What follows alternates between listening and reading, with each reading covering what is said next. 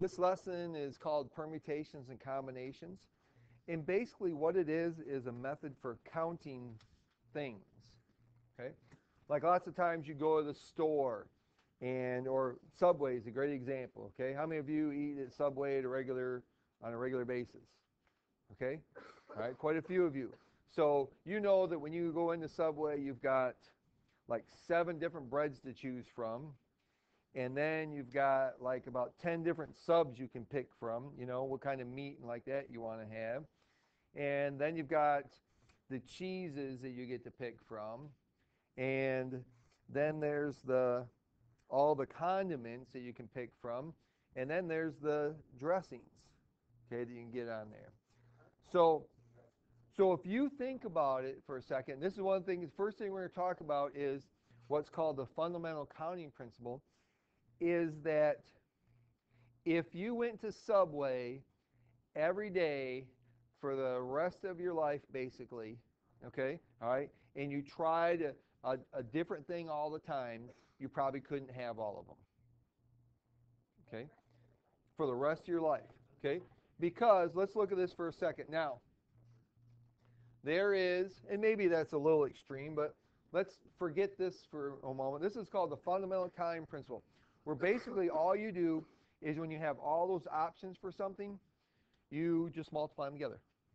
Okay? Just like in this initial problem here with the tree diagram, we have 3 colors of wrapping paper and 3 colors of ribbon. So how many different possible ways could you wrap a present? Would be 9. Because you could do purple with gold, white, and red. You could do blue with gold, white, and red. Or you could do yellow with gold, white, and red. So there's 9 different choices right there. Okay? So let's talk about Subway for a second, okay? And let's think, how many different breads are there? Okay? There's 7 different breads, but there's also the flatbreads, right? Okay? So let's say there's 8 different breads. Okay? And let's talk about the cheese because that's different. How many different cheeses are there? Let's see, there's provolone, there's American, they have pepper jack, they've got provolone. Did we say provolone? Okay, you could have shredded cheese. What about Swiss? Do they have Swiss? Really? Okay, that's the one with the holes in it. Okay, so let's say there's 5 different cheeses. Okay, all right. How many different meats are there? There's a lot Okay. of meats. So let's see. You could get turkey. You could get ham. You can get roast beef. You can get chicken, bacon. Okay, meatball, tuna, seafood. Okay, chicken. So there's like what? Probably 12 different options plus the times when you can get more than one, right? Like an Italian or a cold cut combo. So let's say that there's 12 different meats possible that you could choose from. Now, the other thing is when we order the condiments like the vegetables, okay, usually you get more than one, right? Okay, does anybody just get, usually the lettuce is including that, okay? Well, you could get banana peppers, okay? But let's exclude the condiments because that's a whole different thing because usually you get a few different ones of that, okay? We could make up the combinations for them. But then there's the sauces. So how many sauces are there? Let's see, there's mayonnaise, light mayonnaise, ranch, light ranch. Okay, there's mustard. There's sweet onion sauce, my favorite. All right. Chipotle. Okay, Italian. Okay, so let's say there's 8 different sauces that you can put on it. Okay. Now, so I could choose from any of these breads. Okay, so if I pick out my breads, I have 8 choices, 5 choices of cheese, 12 meats, and 8 sauces. Okay, so what do you get if you multiply them together? And obviously might be a year. What is it? 3,840. Okay, so that's a little bit more than 10 years, okay, which still, okay, definitely not a lifetime, but you could go over 10 years, okay, about 11 years actually, right, every day and get a different sub.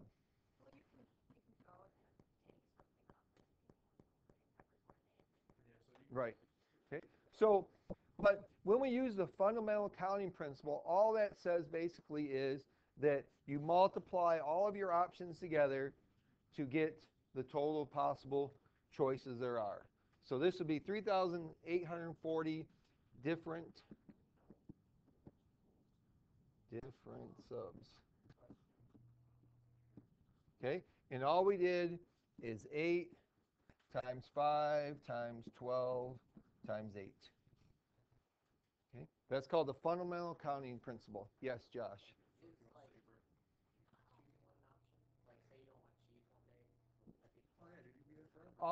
Yeah, but we're going to say that each day you do choose one of those things. So, yeah, I mean, there's always something different you could think of, but if I chose one of these things each time, I have 3,840 different subs I could get. Okay, all right, that's a lot. All right, so now we know that, what's the guy's name? Jared. All right, we know that Jared is still probably, it's been about 10 years now since he's been doing those commercials, so he's probably had a different one every day, since then.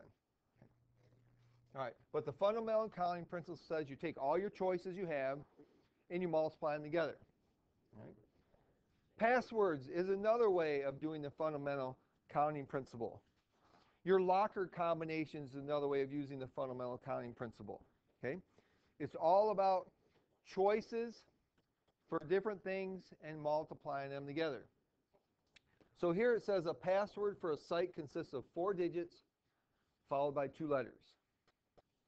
The letters A and Z are not used, and each digit or letter may be used more than once. How many unique passwords are possible? A lot. So here's what I do. So how many different characters am I using here? No, how many different characters am I going to have? I have 4 digits, 2 letters, so I have 6. So I'm going to put 6 dashes here to represent each of those 6 things. Okay? So the first thing I'm going to choose is a digit. How many digits do I have to choose from? How many digits are there? There are 10 of them, right? Okay. 0 through 9. Okay. So I have 10 choices here, 10 here, 10 here, and 10 there. Okay. And then it's followed by 2 letters. Well, how many letters are there? Okay, there's 26, but we're not counting them, so we have 24. So to find out how many unique passwords are possible, we just multiply them together. So let's see, we have 10 to the 4th power times 24 squared, which is what? Oh, wow, that's a big number. 5,760,000. Is that right? Okay, because 24 squared is 576. Then I add 4 zeros. Passwords. Okay. Now, so really, when you think about the passwords that you select or choose for all your different things on your, websites or whatever you go to, that there's a lot of passwords. It's really tough for somebody to. How did we get the tens again? Digits, 10 digits, 0 through 9. Okay. Okay. All right. That's like I had to talk about passwords. My 9-year-old, his mom bought him an iPad, and he was having some struggles with because she allowed him to have the password just to do whatever he wants out of it, and we had a little problem, and so I went into her iTunes account, changed his password to Dad Rules, and then you have to have a number, so I put Dad Rules 13 on it. So, and he'll never know that. He'll never figure that one out. So, but you think about the number of passwords there are. that you could have that nobody should ever figure out your password. But how many people have you been hacked on Facebook or whatever at some point in time? From California, that's why I changed it to something random. Okay, something random. Random. Okay. So the thing is that if you pick something really crazy, all right, they shouldn't be able to hack you unless they know something about you personally. Okay. All right. So I want you to do these two problems here.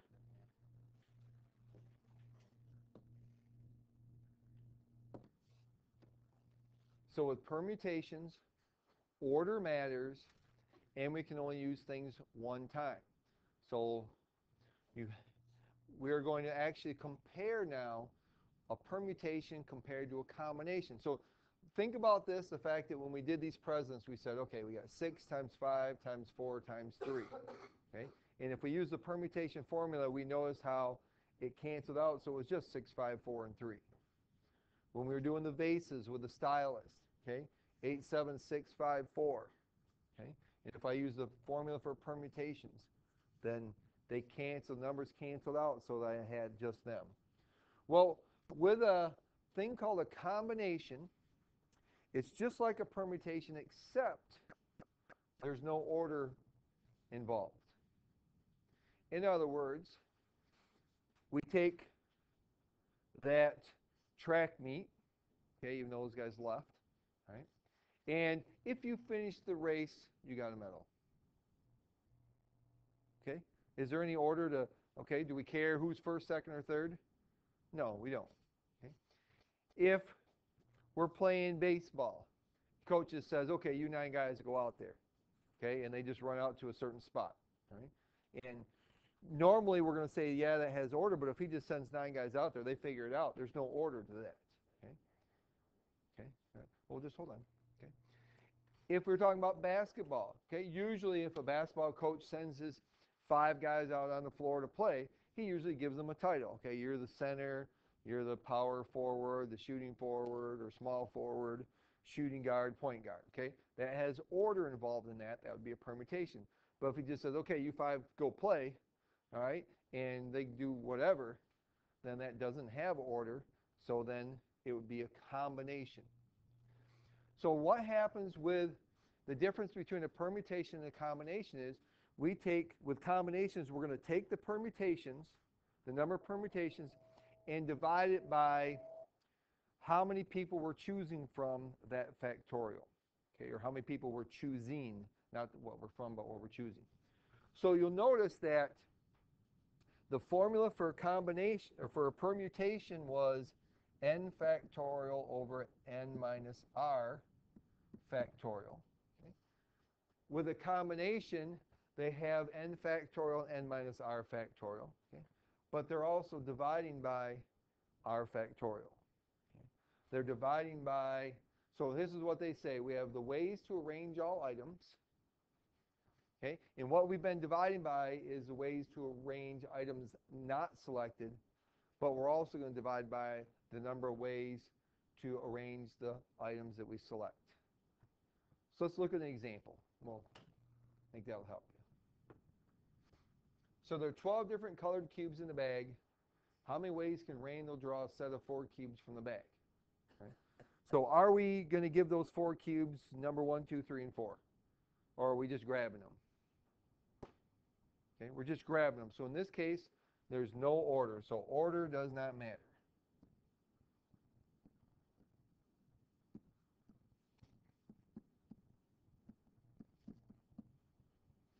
So this is called a combination. Now, so this is how we do it. So we have 12 and we're choosing 4, right? So I'm going to put my 4 lines here. How many choices do I have for the first one? 12. Okay. All right, how many do I have for the second one? 11, right? Okay. All right. I'm pulling out 4 cubes. So I have 12 choices for the first cube, 11 for the second one, 10 for the third one, and then 9 choices for the fourth one. Just like with a permutation. Okay? Now the difference is then I'm going to take this number here and I'm going to divide by that factorial.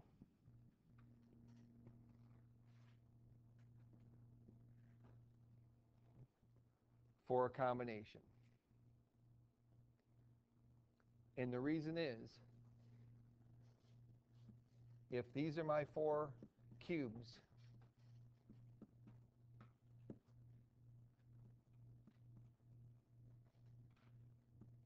okay, if I just look at these options, if order does not matter, these all represent the same one. Okay? If order mattered, they would represent 3 different possibilities. Okay? But since order doesn't matter, they represent the same. And so there's actually 4 factorial ways of getting those 4 things. And those 4 factorial ways all represent the same exact one. So if I chose cubes A, B, C, and D, it doesn't matter how they come out, they would be the same. And so it's not the same as a permutation in that respect.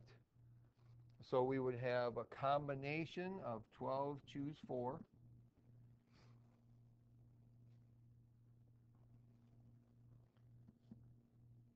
So this is 12 factorial. And here's the thing. If you're going to use the symbolism here, all you need is the number you're choosing, okay, and that number minus from 12. All right, so the formula says n minus r, so 12 minus 4 is 8, and then r, which would be 4. Okay? These 2 numbers always have to add up to the number in the numerator.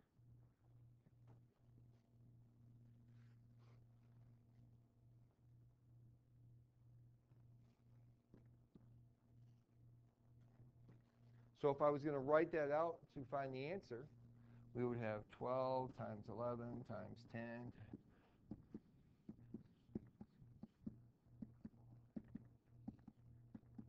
All right, there's my 12 factorial. In the denominator, then, I have 8 factorial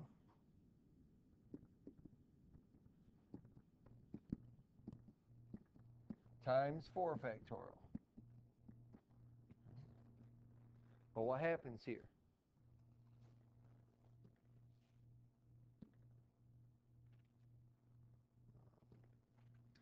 These cancel these,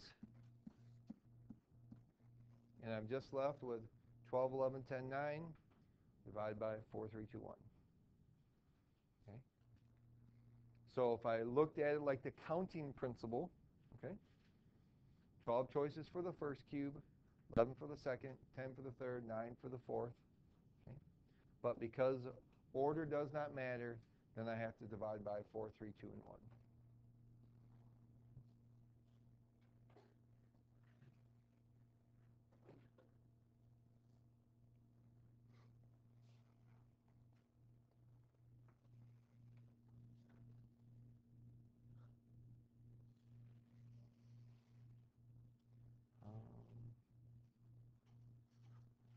All right, let's look at this, check it out together. Now we'll go back to those 6, 7, and 8. The swim team has 8 swimmers. 2 swimmers will be selected to swim the first heat. How many ways can the swimmers be selected?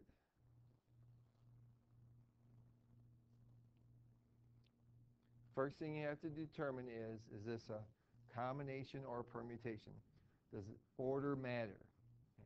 So when I pick those 2 swimmers, is there swimmer 1 and swimmer 2, or is it just 2 swimmers I'm selecting? Okay. Since it's just 2 swimmers, that means this is a combination.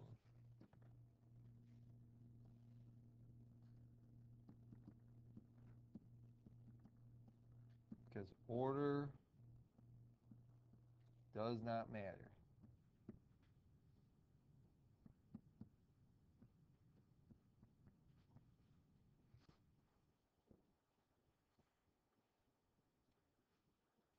So we have 8 choices for the first swimmer and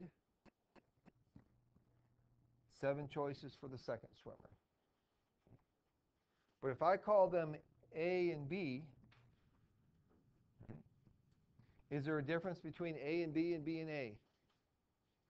If order doesn't matter, is there a difference between them? Okay. No, there isn't. I'm choosing those two people. Right?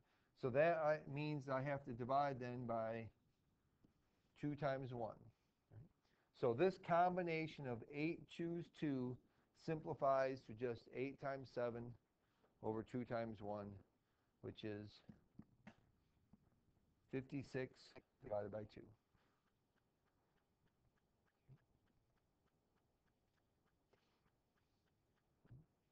So to do a permutation to a combination, right?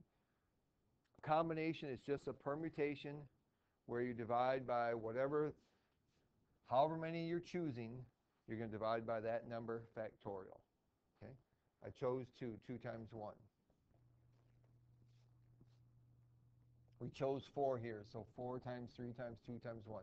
So you're just taking that permutation and dividing by that number factorial.